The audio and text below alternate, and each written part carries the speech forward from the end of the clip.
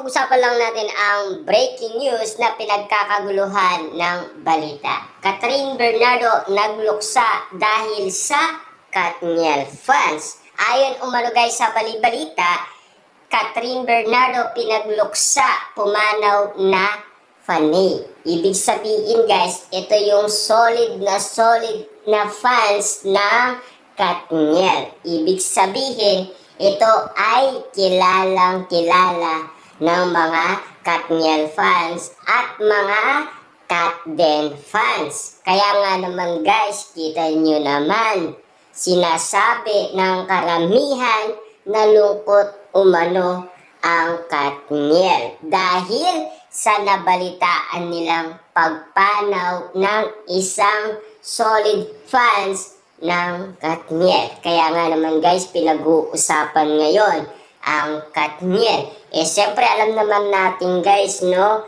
matagal sumuporta ang fans na ito. Na alam naman natin guys, kahit ito ay may negosyo, basta tinawag lang ng ibang fans, ready yan guys, sumuporta ng walang bayad. Ayon umano guys sa balita, ramdam ang kalungkutan kay Catherine Bernardo at sa nanay niyang Mami Min dahil sa pagpanaw ng isa sa mga head at founder ng isa sa pinakamalaking fan group ng Asia Superstar.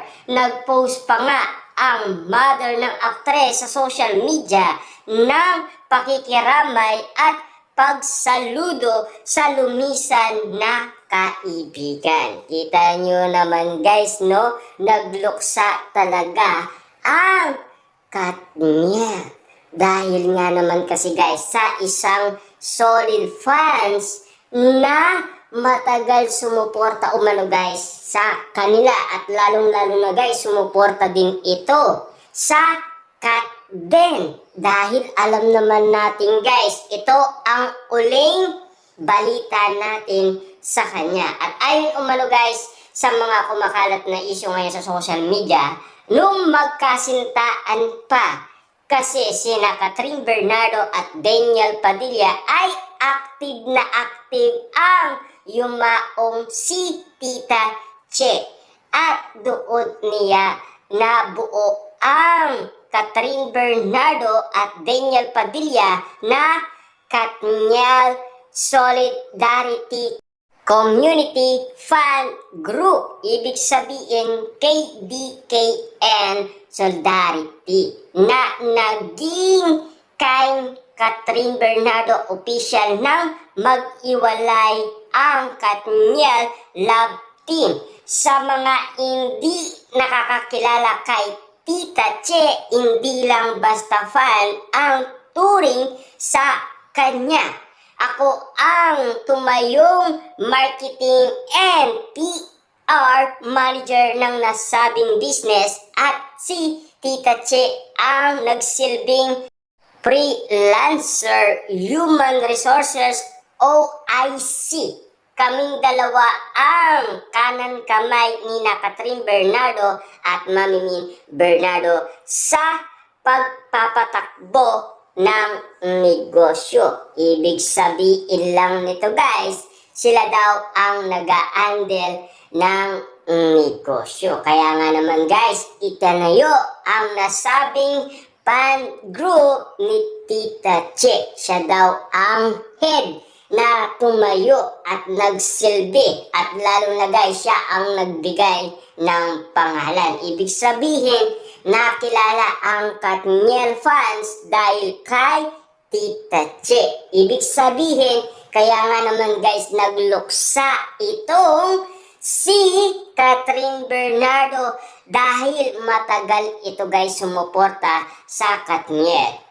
Kahit super busy nito sa kanyang trabaho sa Ortigas, ay palagi itong may time kapag kailangan namin siya ni Tita Min at Kat. Hindi ito nagpapabayad sa mga trabaho at effort na ibinibigay niya sa business ng Asia Superstar. kwento nga ng mother ni Catherine Bernardo sa akin. Gusto niyang bigyan ng franchise ng salon si Tita Che, pero tumanggi ito at hindi tinanggap ang offer.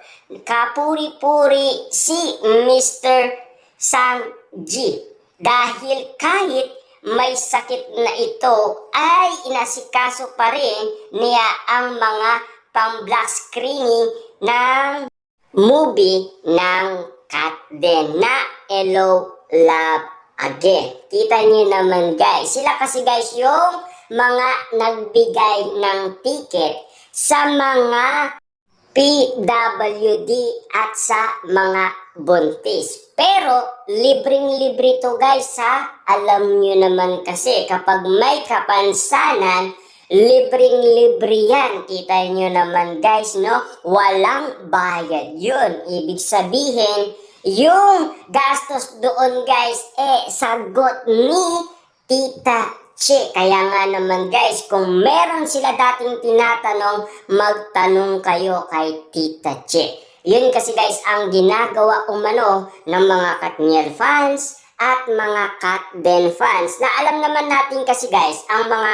Katniel fans ay naging Kat Den fans. Na alam naman natin ngayon guys, bumabalik na ang ibang Kat Den fans at nagiging Katniel fans na. Kasi guys, nawala na yung iba doon sa Kat Den fans. Kasi parang may nabubuong movie kina Catherine Bernardo at Daniel Padilla. Na alam naman natin guys kung bakit sila nagpapakilala na sa social media.